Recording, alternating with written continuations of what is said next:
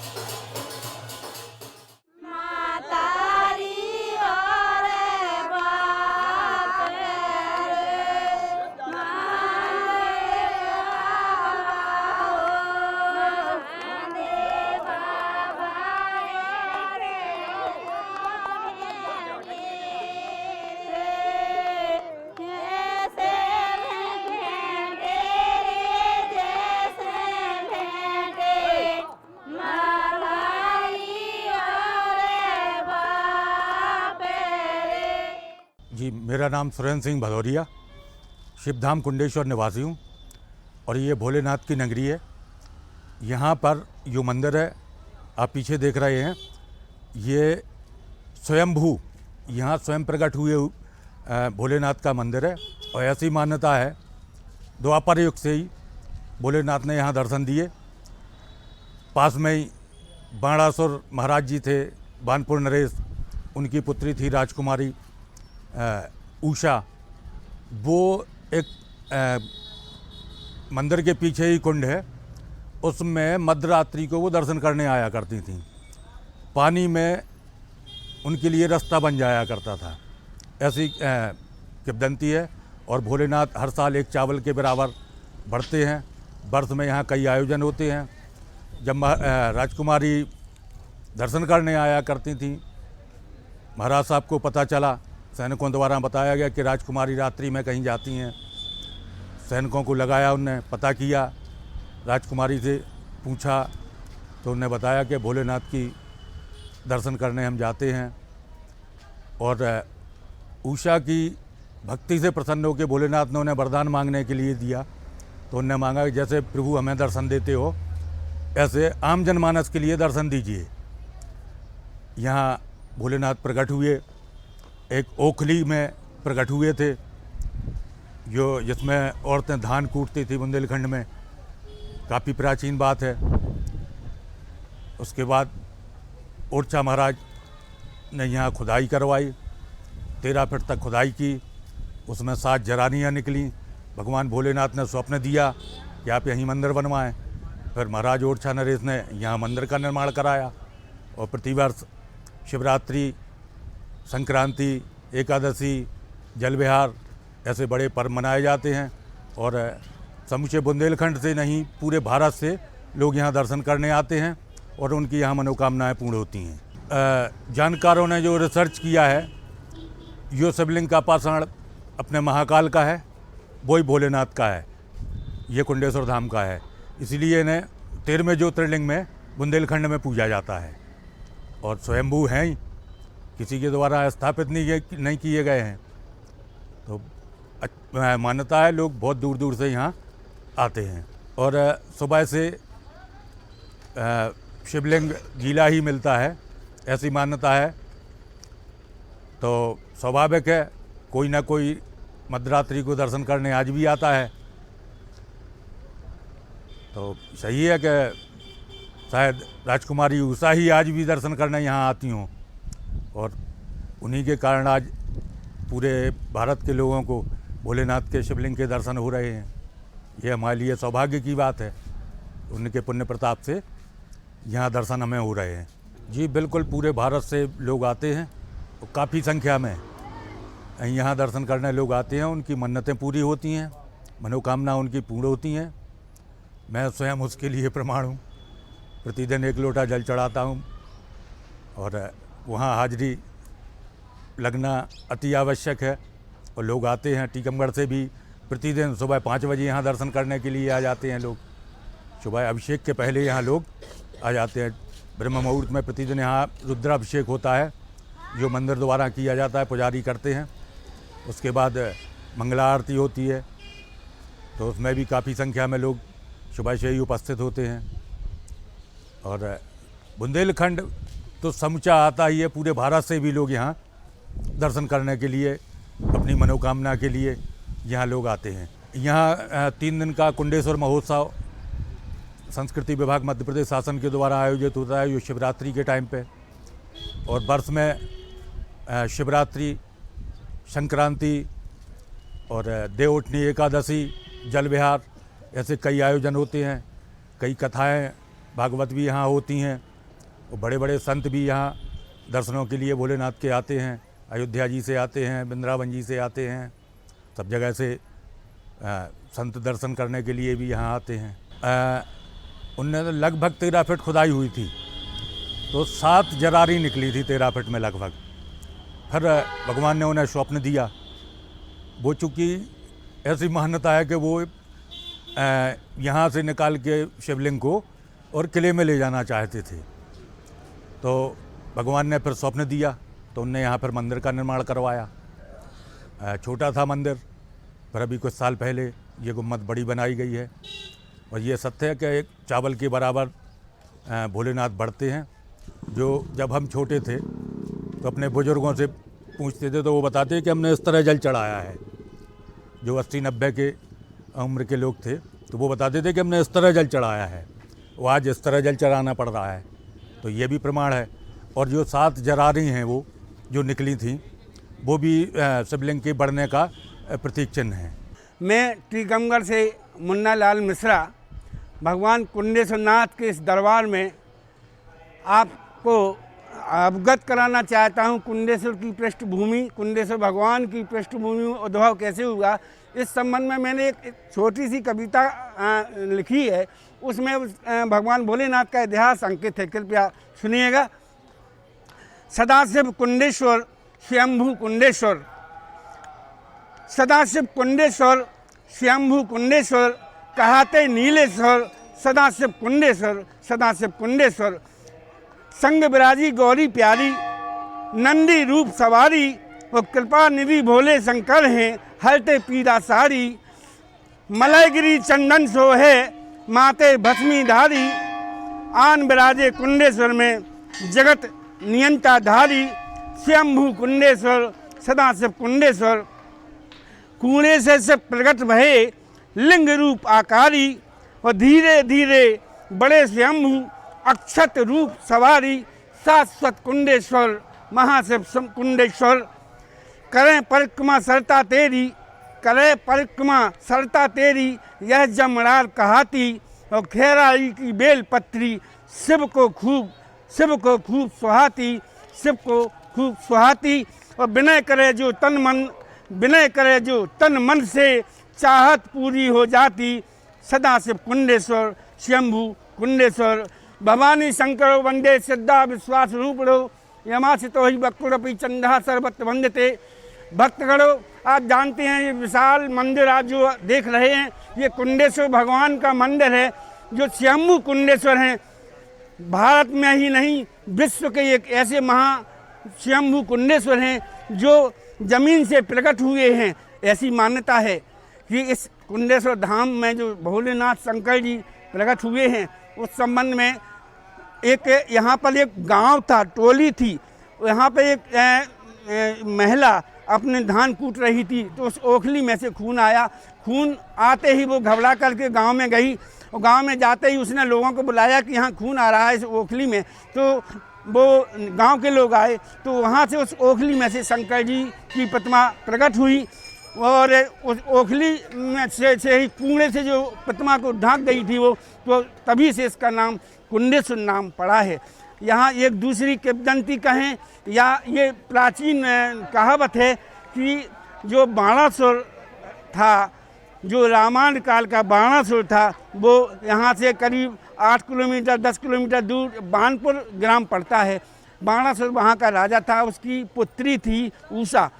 उषा प्रातः काल सबसे पहले 4 बजे यहाँ भोलेनाथ कुंडेश्वर को जल चढ़ाने के लिए, यहाँ नज़दीक दाईं ओर नदी बनी हुई है, कुंड बना हुआ है, उसमें शंकर जी जब विराजमान थे तो वहाँ जल चढ़ाने के लिए आती थी। तो एक बार बाणासुर को पता चला कि मेरी पुत्री जी सुबह 4 बजे क्यों जाती है, कहाँ जाती है, तो वो पीछे पीछे आए। उन्होंने देखा कि कुंड में उतर के उन्होंने जल चढ़ाने के लिए उनकी पुत्री उषा गई और भगवान शंकर को जल चढ़ाया। तो जब लौट के आई तो भगवान शंकर को जल चढ़ाने के बाद पुत्री से उन्होंने कहा कि तुम अब मत आया करो, इतनी दूर अकेले मत आना, कभी नहीं आना। तो उन्होंने शंकर जी से प्रार्थना की, पुत्री ने उनकी उषा ने, हे भोलेनाथ अब मेरे पिता ने मुझे आने से मना कर दिया है। तब उसके बाद एक अंतराल के बाद भगवान शंकर यहाँ हमारे पीछे जो आप अवलोकन कर रहे हैं, देख रहे हैं, यहाँ पे शंकर जी कुएं से प्रकट हुए और तभी से यहाँ पर स्थापित हैं भोले कुंडेश्वर नाथ। यह भी मान्यता है और लोगों ने देखा है कि जो भगवान शंकर भोलेनाथ कुंडेश्वर यहाँ हमारे पीछे जो यहाँ पे मंदिर बना हुआ है आकार में जो स्थापित हैं, ये हर साल चावल की आकार में बढ़ते हैं। बढ़ते बढ़ते आज इतने विशाल रूप में स्थापित हैं। महाकाल कुंडेश्वर की ये भी एक महाराज जब वीर सिंह टीकमगढ़ रियासत के राजा थे, उन्होंने आखिर एक बार देखा कि इनकी जड़ाऊ में कितनी गहराई है भोलेनाथ के यहाँ, तो उन्होंने खुदाई कराई, बहुत लंबे तक 7 जड़ाई तक खुदाई की, लेकिन उनकी गहराई का पता नहीं चला। और अंतोगत्ता उन्होंने भगवान शंकर जी से चरण वंदन करके उनने माफ़ी मांगी, और तभी से ये कहावत है कि भगवान शंकर की ये प्रतिमा पाताल तक गई है, इसमें संदेह नहीं है। ये भोलेनाथ स्वयंभू हैं और देश के जो 12 ज्योतिर्लिंग हैं उनके बाद ये 13वें ज्योतिर्लिंग के नाम से देश में विख्यात हैं कुंडेश्वर भोलेनाथ। समाधि मेरे बाईं ओर यहाँ पर स्थापित है, जहाँ पर एक संत महात्मा जी ने समाधि ली थी और ये कहा था कि मुझे 15 दिवस बाद इस समाधि को खोलना। जब समाधि को खोला गया तो वहाँ से वो विलोपित हो गए, आज तक उनका पता नहीं चला। निश्चित तौर से ऐसे संत महंतों की ये भूमि कुंडेश्वर नाथ की भूमि संतों की भूमि है, जिन्हें आज सभी लोग नमन करते हैं। भगवान नंदी जो हमारे पीछे दाएं ओर आप अवलोकन करेंगे, आप दर्शन करेंगे तो नंदी 1204 ईस्वी के नंदी हैं। ये इतिहास काल को दर्शाते हैं, अपने इतिहास काल को दर्शाते हैं। ये ऐतिहासिक स्थल है और इतिहास के साथ साथ ये गवर्नमेंट ने, मध्य प्रदेश शासन ने पर्यटक के रूप में भी इसको विकसित करने के लिए पहल की है। मेरा नाम ब्रजकिशोर रैकवार, मैं मूलतः टीकमगढ़ जिले से का निवासी हूँ। ये भोले कुंडेश्वर धाम की पवित्र नगरी ये रियासत काल से स्थापित है। यहाँ पे विभिन्न कार्यक्रम आयोजित होते हैं। भोलेनाथ स्वयंभू के नाम से प्रसिद्ध हैं। ये 13वें ज्योतिर्लिंग नाम से जाने जाते हैं। पर्यटन के हिसाब से पर्यटन क्षेत्र में इसको बढ़ावा दिया जा रहा है। यहाँ विभिन्न समयों पर मेले आयोजित होते हैं, जैसे मकर संक्रांति पे मेला आयोजित होता है, सावन तीज पे, शिवरात्रि पे, और देश के कोने कोने से लोग अपने इस मेले के और भोलेनाथ के दर्शन के लिए आते हैं और उन्हें लाभ प्राप्त होता है। और मेले में झूले वगैरह और विभिन्न प्रकार की दुकानें स्थापित होती हैं और विभिन्न क्षेत्रों से लोग आकर यहाँ स्वयंभू के दर्शन करके और धर्मार्थ का लाभ लेते हैं। सांस्कृतिक कार्यक्रम में विभिन्न प्रकार के कार्यक्रम होते हैं। सांस्कृतिक कार्यक्रम में लोकगीत और राई डांस और विभिन्न प्रकार के आयोजन पर्यटक के हिसाब से किए जाते हैं। मेरा नाम ब्रजकिशोर पटेरिया है। मैं श्री श्री 108 धर्म सेतु लोकन्यास कुंडेश्वर का कोषाध्यक्ष पद पर पदस्थ हूँ और कुंडेश्वर ट्रस्ट द्वारा विधिवत संचालन की व्यवस्था की जाती है, जिसमें प्रसाद की है, कर्मचारियों की है, मेंटेनेंस व्यवस्था है। सारी व्यवस्थाएं ट्रस्ट के द्वारा संचालित की जाती हैं जो विधिवत रूप से होती हैं। साफ़ सफाई का विशेष ख्याल रखने के लिए हमारे यहाँ कर्मचारी हैं, सफाई के कर्मचारी अलग हैं, मंदिर की व्यवस्था के लिए पुजारी लोग अलग हैं और सारे देख रेख मंदिर ट्रस्ट द्वारा की जाती है। प्रबंधन कमेटी द्वारा किया जाता है, जिसमें मैं कोषाध्यक्ष पद पर पदस्थ हूँ। यहाँ 20 सदस्यों की कमेटी है, जिसमें कार्यकारिणी में 5 लोग पदाधिकारी हैं, बाकी से सदस्य रहते हैं जो पूरे मंदिर ट्रस्ट की पूर्ण रूप से संचालन व्यवस्था देखते। सारे त्योहारों पर सारी व्यवस्थाएं ट्रस्ट द्वारा की जाती हैं। यहाँ सारे बुंदेलखंड के लोग यहाँ पर मकर संक्रांति के त्यौहार पे आते हैं, जिसमें लाखों लोगों की संख्या में लोग आते हैं। शिवरात्रि में शंकर जी भोलेनाथ का विवाह होता है, उसमें भी लाखों लोग आते हैं, जिसकी सारी व्यवस्थाएं मंदिर ट्रस्ट द्वारा संचालित की जाती हैं, जिसमें प्रशासन का भी पूरा सहयोग रहता है और ट्रस्ट व्यवस्था 24 आवर्स देख रेख में रहती है। यहाँ पर एक महाप्रसाद का भंडारा भी चलता है, जो 12:30 बजे से 4 बजे तक निःशुल्क, जो असाध्य लोग हैं या निर्धन लोग हैं उनके लिए निःशुल्क रहता है। बाकी 40 रुपये में उनकी भोजन व्यवस्था पूर्ण रहती है।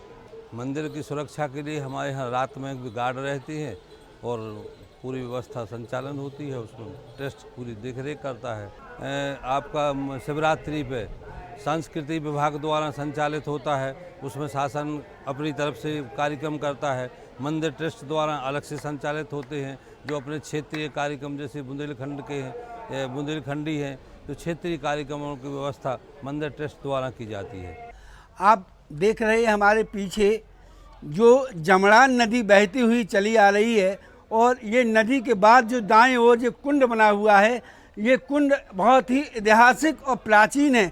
इस कुंड का जो कार्यकाल है वो रामायण के कार्यकाल के समय का ये कुंड है और इस कुंड में जैसा मैंने आपसे निवेदित किया था कि भगवान शंकर जी का मंदिर अंदर था, जहाँ उषा जल चढ़ाने के लिए बानपुर से बाणासुर की बेटी आती थी।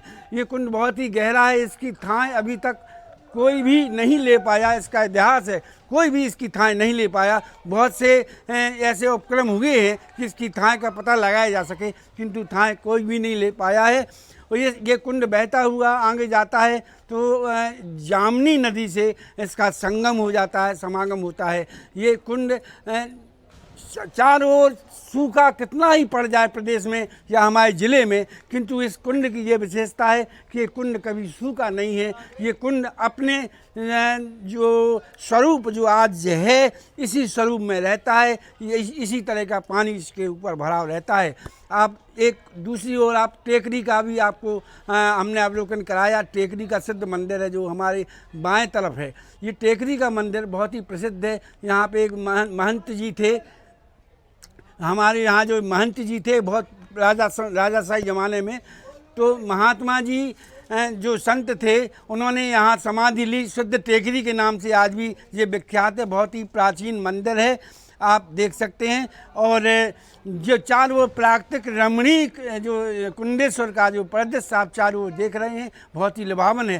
प्रोफेसर NC चक्रवर्ती साहब यहाँ आए थे और इस जंगल में, इस खेराई में बनासीदास चतुर्वेदी यहाँ 14.5 साल रहे हैं, जिन्होंने इस खेराई में भ्रमण किया। देश के बड़े बड़े साहित्यकार यहाँ आते थे, साहित्यिक संगम होता था, साहित्यिक संगोष्ठियाँ इस खेराई वन में होती थी। ये ऐतिहासिक रमणीक खेराई वन आज भी हमारे बुंदेलखंड का बहुत बड़ा धरोहर स्थल है। ये जो जलकुंड है, जैसा मैंने निवेदित किया, जलकुंड का इतिहास तो बहुत लंबा है, रामायण काल का है, भगवान राम जी के समय का है। ये कुंड बहुत प्राचीन है।